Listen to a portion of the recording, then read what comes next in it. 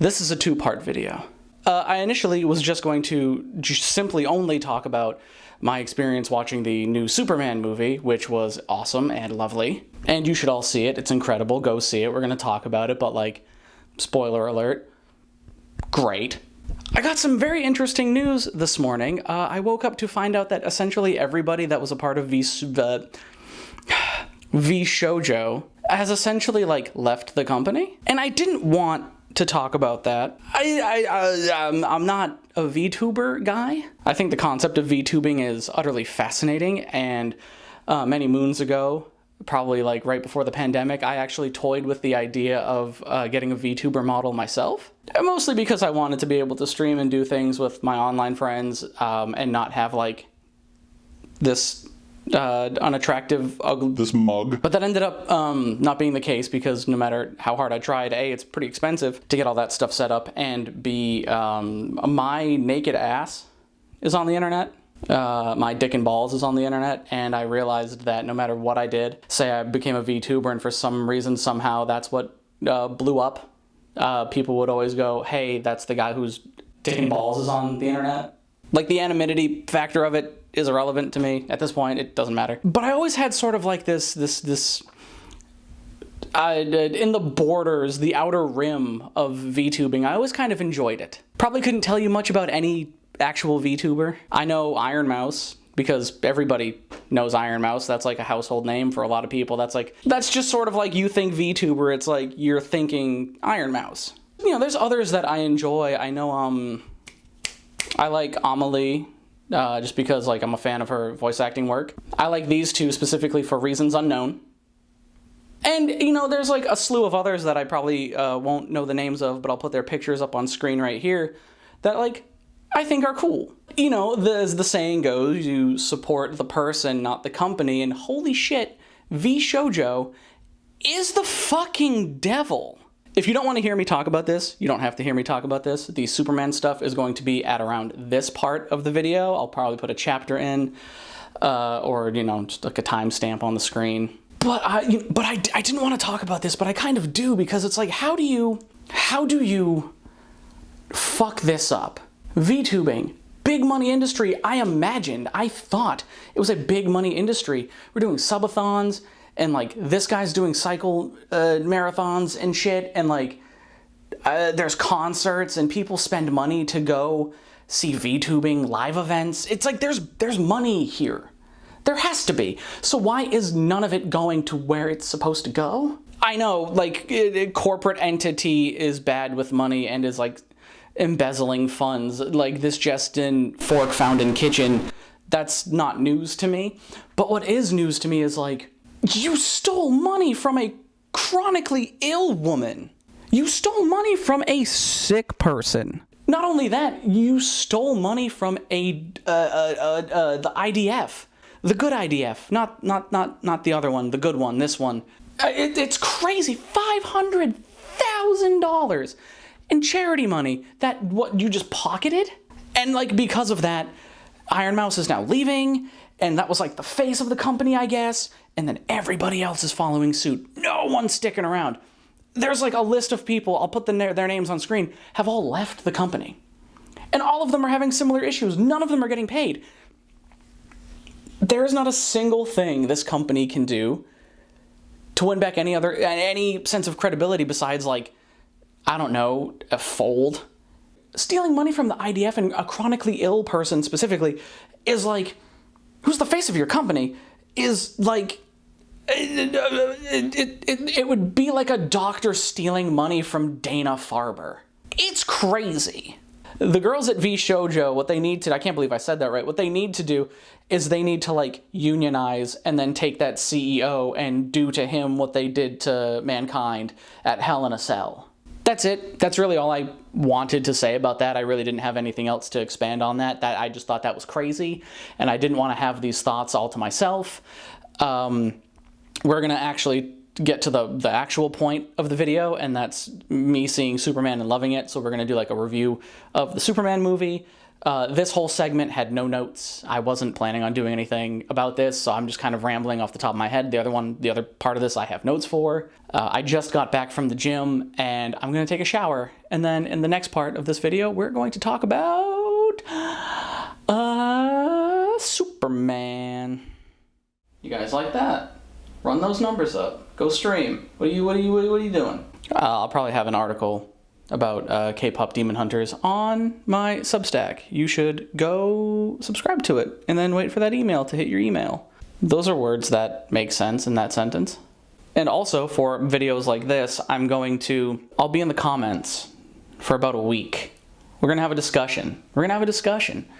I'm gonna leave the comments open for the most part. I'm gonna be in there answering questions, talking to people. I'll probably start a comment thread right underneath this, pin it.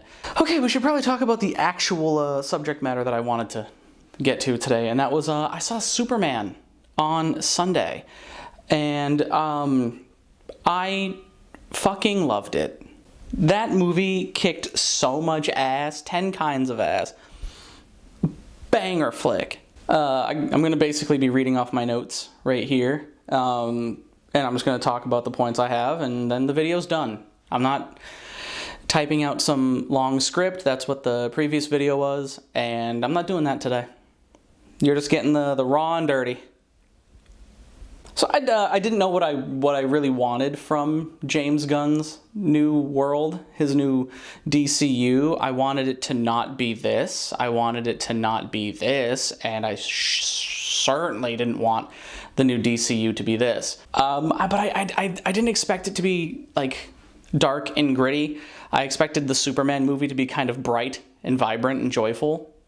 That's literally what I got. I knew James Gunn had the juice. He made me give a shit about a raccoon and a tree. And I saw the list of characters in this movie and the cast in this movie, and I knew James Gunn had the juice. So with that in mind, I kind of knew he already was cooking. I just didn't know that he was 5-star Michelin. Everyone in this movie was fantastic, from David Corenswet's Superman all the way down to like Isabella Merced's Hawk Girl, who is fantastic, and she deserved way more screen time in this movie. It filled me with joy. It filled me with hope. I left the theater feeling hopeful for not just myself and my life, but like the world. The world is shit. Bad things are happening every goddamn day. But I, for a brief moment leaving the theater, thought, it can get better, and it will get better.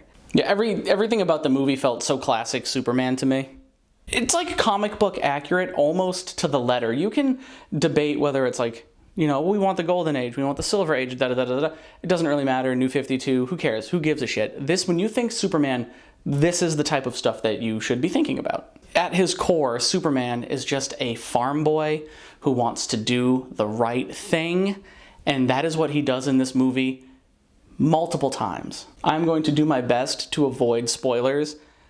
If I do put a spoiler on in this, I'll put this on the screen to sort of denote, hey, there's a spoiler incoming. I'm going to try not to. I can't really control myself when I get like this. Is what it is. So yeah, he's comic book accurate, whether that means stopping a genocide that is clearly one-to-one to a specific world event that is happening, to saving a squirrel in the middle of a big kaiju fight because he doesn't want the squirrel to get hurt, or spoiler alert here, turning himself into the Department of Justice because they have a warrant out for his arrest, and the only real reason why he's doing it is to save a dog. That is Superman to me, man. This shit means something to me, god damn it. And to talk about the rest of the characters involved in say the Daily Planet, Lois is perfect. Rachel Brosnahan, phenomenal in this. Has good chemistry with David Corenswet. Finally, there is a Lois and Clark that has legitimate chemistry. Count my fucking days. Cat Grant is a baddie. We all know this. Perry White is cranky. Don't call me Chief, kid. He's just surly and great. Jimmy Olsen. Love Jimmy Olsen. Love him. My goat. This man is incredible. Shouts out Gideon. He's a real pussy getter. In this movie, they're doing that Jimmy Olsen, where he's just an unrepentant pussy getter, and It works for him. It literally, him, again, spoiler alert button, him being a pussy getter is what, like, there's a large part of the plot that can't move forward without him getting crazy tail. The Justice Gang is great. I think the Justice Gang is phenomenally acted and cast. I do not know how to pronounce the actor's last name, but Eddie. I don't want to fuck it up. I'm not going to say anything. I'm not going to butcher someone's name. But Mr. Terrific, phenomenal in this movie. Phenomenal. Again, one of those guys who, like, the plot needs all of the Justice Gang for various reasons, but he is such a integral part of the narrative, and he's perfect. He's terrific. I love Nathan Fillion. I have loved him since this. I loved him here. I loved him here. Don't have to talk about this, but he's phenomenal as Guy Gardner. I think Guy Gardner, comic book Guy Gardner. Yeah, he's like a younger dude. I think he's still a younger dude. And Fillion's an older gentleman, middle-aged gentleman. I never want to see another Guy Gardner on screen. That's not Nathan Fillion. He fucking nailed it. And Hot Girl, My Beloved. Hot Girl, My Beloved. Isabella Merced, the individual you are. Critical support. You should get your own show. You should be in 17,000 movies of just you screeching and killing. I wish that she had more screen time. I really do, but all of her moments that she's in the movie really feel so cool.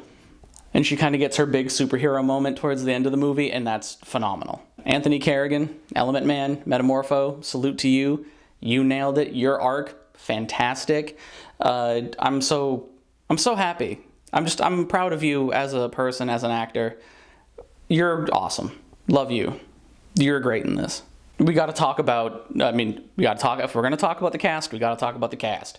Nicholas Hoult, Lex Luthor. You couldn't get a better Lex Luthor if you tried. If you tried, you couldn't get a better Lex.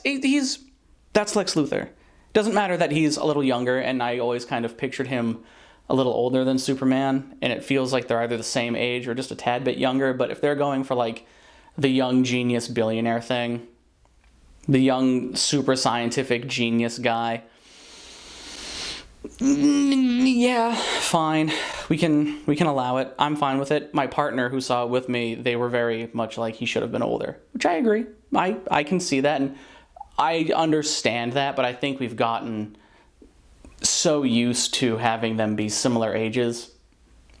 Why break tradition? He's phenomenal in this. He is the boy. He's the GOAT. He's so smarmy and self-assured, cock of the walk type thing. He's incredible. But if we're going to talk about people who actually stole the movie, besides Crypto, who was the bestest boy, 10,000 movies, it's Ma and Pa Kent. Easily the best ones that I have seen put on screen, whether it's the silver screen or the smaller screen or my phone, since, like, Smallville. They're so good. And finally, I don't think they've ever done this before. Somebody in the comments will correct me if I'm wrong. I have never seen or heard a Ma and Pa Kent who sounded like they were from Kansas. They're great. I don't know. I can't remember the names of the actors who played both of them. I'll put them on screen. Phenomenal. And just such an emotional linchpin going into the third act. They're so essential. And it's just like, oh, I cried.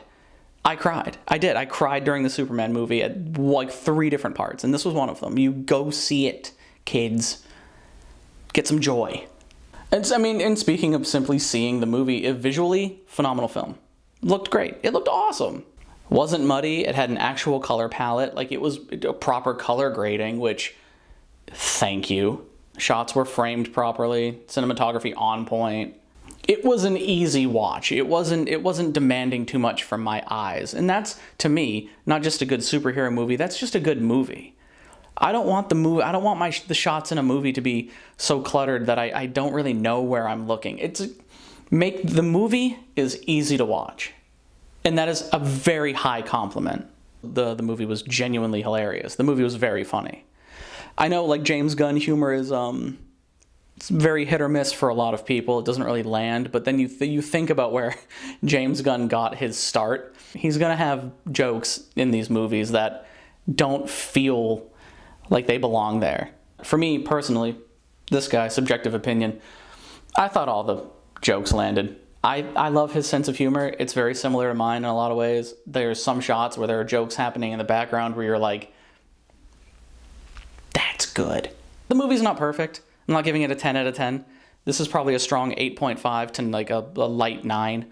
The secondary antagonists in this movie, besides Lex, don't really care for him.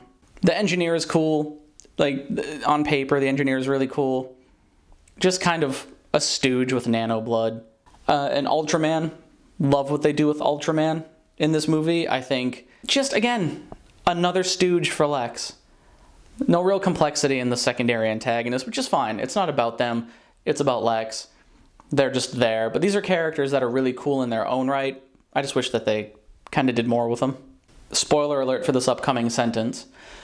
There was a bizarre setup for something with Ultraman towards the end of the movie, considering where they were when this certain thing happens, where it's like, oh, you're clearly setting up for something very bizarre. And, you know, that just kind of, it was fine. You're setting up for it. It felt a little awkward to me. I don't know, man. This movie, like I said, is like a strong 8.5. It gave me everything I wanted. It's a lovely start to the new DCU. And James Gunn, he's still got the juice. There's still a lot to squeeze. And I'm so happy I got to see this in IMAX. I saw it on the big screen. It was great. I felt so good. I felt good. I felt good leaving the superhero movie. I hate comic book movies. I've always been a DC is better than Marvel guy. I've always been on that side of the fence. And just, I hate comic book movies, man. I don't really care for them. Marvel has turned the art form of a comic book movie into just this homogenized mess, and I don't really see it getting better. Seeing this with like, oh, this is what a good comic book movie, a good movie in general, can be. And it's not even a sense of hope for the state of that genre of film. It's a state of hope for just, like I said earlier, life. It made me want to go help somebody carry groceries across the street. It made me want to hold doors open for people who need it. I wanted to save a cat that got stuck in a tree. It's little things that make people's day better, because that is simply what Superman would do. And that's what I want to do. So yeah, get involved. Get in there. Tell me what you liked. Tell me what you didn't like. Talk to me about Vshojo. I learned how to say it for the first time just now. So yeah, that's it. I love you guys. And I will see you in the next one.